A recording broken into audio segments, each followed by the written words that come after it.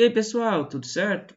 Então, como eu falei para vocês, tá? Hoje a gente vai fazer aqui esse exemplo que eu tinha ficado do vídeo anterior, que é para a gente encontrar a orientação dos eixos correspondentes aos momentos principais de inércia e, além disso, o valor do momento de inércia máxima e do mínimo que passam pelo centroide da área composta, tá? Então, caso a gente fosse fazer isso mesmo como um exercício de verdade, mesmo fazer todos os passos dele, né? Primeiro a gente teria que encontrar o momento de inércia dessa área em relação ao seu centroide. Daí a gente ia usar o que a gente aprendeu antes, que era aquela ideia lá de calcular de cada um, daí depois fazer o eixo paralelo, né, até o centroide, daí fazer a soma algébrica e encontrar todos os valores. A mesma coisa, produto de inércia também. Só que agora que a gente já tem os valores, então o exemplo já nos deu os valores disso, né? Então a gente tem que aplicar essas fórmulas aqui à direita e encontrar o que ele pede, tá? Então, primeiro ponto, tá? A gente tem que encontrar o ângulo. Então, o ângulo, a gente só tem uma fórmula para fazer, nesse caso aqui, que é essa fórmula aqui, ó, tangente de 2θ, né? É igual a menos ixy sobre essa continha aqui de baixo, tá? Então, vamos fazer isso. Então, ó, tangente de 2θ é igual menos xy. Aqui só um outro ponto, tá? Percebam que aqui todos eles são vezes 10 na 9, né? Então não vamos colocar vezes 10 na 9 na fórmula, porque ele ia acabar se cancelando aqui nesse caso, né? Porque a gente está dividindo, a gente estaria, né, dividindo 10 na 9 por 10 na 9, então nem vamos colocar porque ele vai acabar cancelando, tá? Ele existe em todos os termos. Então vamos colocar só os valores principais aqui, os primeiros valores, né? Então, ó, menos. Qual que é o xy? Menos 3. Então, é menos 3. Dividido. Ix menos y sobre 2. Ix, 2,9. E y, 5,60 sobre 2. Então, pronto. Essa é a fórmula, tá? Então, ó, tangente de 2θ vai nos resultar quanto? Deixa eu fazer essa continha aqui, ó. Vamos pegar aqui. Ó, vamos fazer de baixo primeiro. 2,9 menos 5,6 divide por 2. Vai dar menos 1,35. Daí é 3 dividido por isso. 3 positivo, né? Ó, vai dar menos 2,22222. E assim vai. Então, se a gente fizer arco tangente aqui, ó, então, ó, a gente vai dizer que 2θ, a gente aplica arco tangente dos dois lados, então aqui vai sobrar 2θ e aqui vai sobrar arco tangente de menos 2,222, né? Então, se a gente botar isso aqui na calculadora, a gente vai ter o ângulo 2θ, correto? Então, vamos lá. Então, na calculadora, a gente coloca ali, a gente vai ter o ângulo 2θ, que vai ser menos 65. Então, ó, então esse ângulo, ele é menos 65,77225. Só que a gente não quer o 2θ, a gente quer o θ. Então, o que a gente faz? Só divide por 2. Ó. Então, isso aqui, dividido por 2, vai nos dar o valor do θ, que vai ser menos 32,886 graus. Tá? Então, pronto. Esse é o nosso ângulo.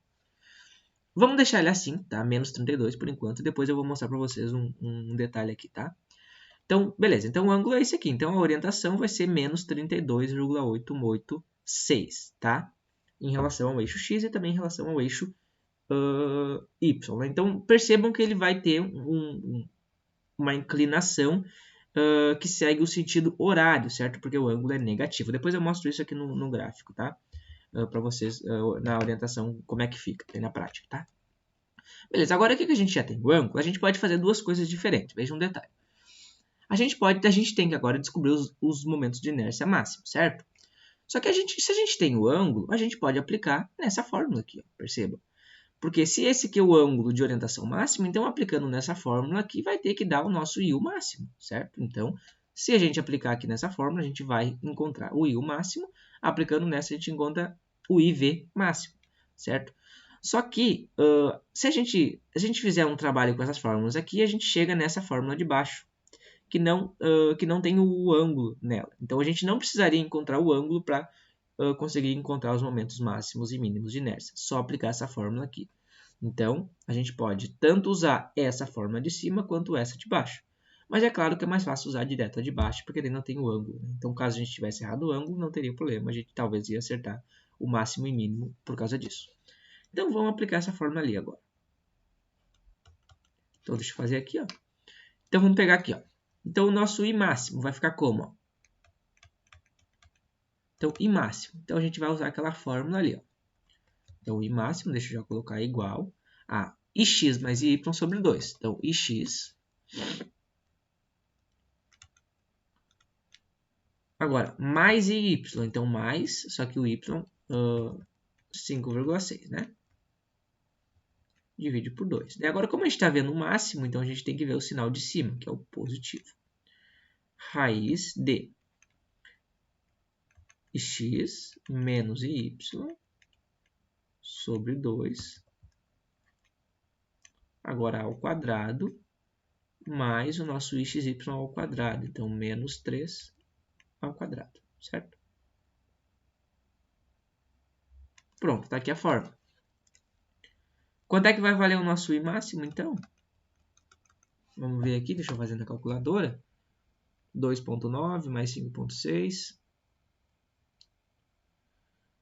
Divide por 2, 4,25. Então, deixa eu copiar esse valor. Vou fazer agora a raiz ali. 2,90 menos 5,6. Divide por 2. Isso ao quadrado. Isto ao quadrado mais 9, né? Tira a raiz agora. Então, vai dar isso aqui. Soma com o que a gente encontrou no lado esquerdo. Vai nos dar como I máximo 7,5397568 vezes 10 na 9, né? Milímetro na 4, tá? De novo, eu não coloquei aqui, né, o vezes 10 na 9, mas porque tem todos os termos, né? Então, a gente não precisa colocar ele, é só colocar em evidência, vamos dizer assim, no final aqui. E daí ele vai ficar como resposta vezes 10 na 9 aqui, tá? Então, essa é a resposta nossa. Esse vai ser o valor do nosso momento máximo de inércia, tá? Então, eu simplesmente aplico aquela fórmula ali. Só lembrando, se a gente tivesse usado o ângulo, aplicado aqui com esses valores e o ângulo, a gente teria o mesmo resultado como o I máximo, tá? Só que daí, claro, aqui tem um detalhe aqui, né?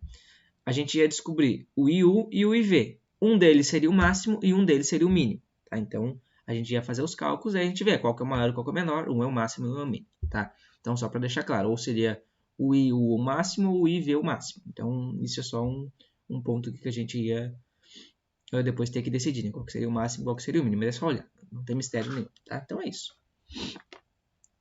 E agora vamos para o mínimo. Então, o I mínimo é simplesmente a mesma fórmula ali, né? Só que só troca o sinal. Então, até vou copiar aqui, ó, para facilitar um pouco a minha vida aqui, né? Só deixa eu copiar certo. Tudo isso aqui. Bem. Então, a gente dá um Ctrl+C, Ctrl+V ali, só que a única coisa que vai mudar é que agora a gente vai pegar o sinal negativo da fórmula. Então, se a gente quer o mínimo, a gente vai usar o sinal de baixo, que é o negativo.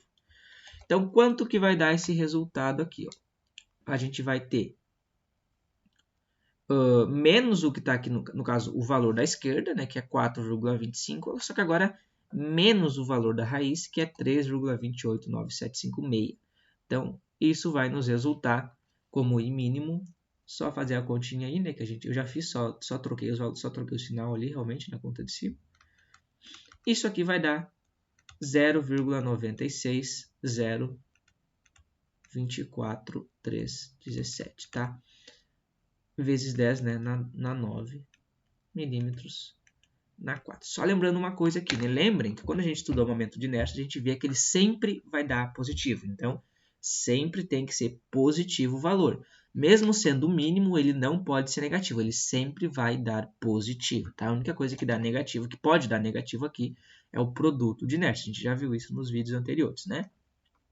E pronto, tá aqui o resultado, ó. Temos aqui o nosso momento mínimo de inércia, momento máximo de inércia e o ângulo de orientação dos eixos que irão gerar nesses momentos máximos e mínimos. Aqui só faltou um acentinho aqui, né, para ficar perfeito aqui. Aí agora sim. Eu esqueci desse acento. E aí, daí como é que isso aqui funciona aqui, né, na hora da área aqui, né? Vamos pegar aqui. Então, tem uma imagem aqui, ó, que representa, tá? essa nossa orientação. Percebam aqui o que eu falei, ó. Então aqui o ângulo, né, ele é menos 32,886. Então isso significa que a gente tem uma rotação no sentido horário dos eixos. Então o eixo U, que é o eixo Y inclinado, ele vai estar aqui, ó, a um ângulo θ2, que é 57,1 do nosso ângulo X aqui, né? Então, ó, o ângulo U e o ângulo V, eles terão uma orientação de θ, desse θP, que é 57,1. Então, ó, veja bem que interessante. Esse nosso ângulo θ aqui, né? Ele vai ser o ângulo entre os dois ângulos, tá? Então, entre esse ângulo θ aqui que a gente tinha, né? Desculpa, entre o ângulo U e o ângulo V. Então, a inclinação é destes ângulos aqui, correto? Claro, em orientação, né, ao eixo X. Então, percebam, esse aqui é o eixo X e ele está orientado, né? O eixo U está orientado a 57,1 graus do eixo U. Então, só para não confundir, né? Esse ângulo aqui não é todo o ângulo, é só isso aqui. É só essa parte aqui, tá? Então, aqui é 57,1 graus, que representa os nossos menos 32,89, que daí é a parte negativa, né?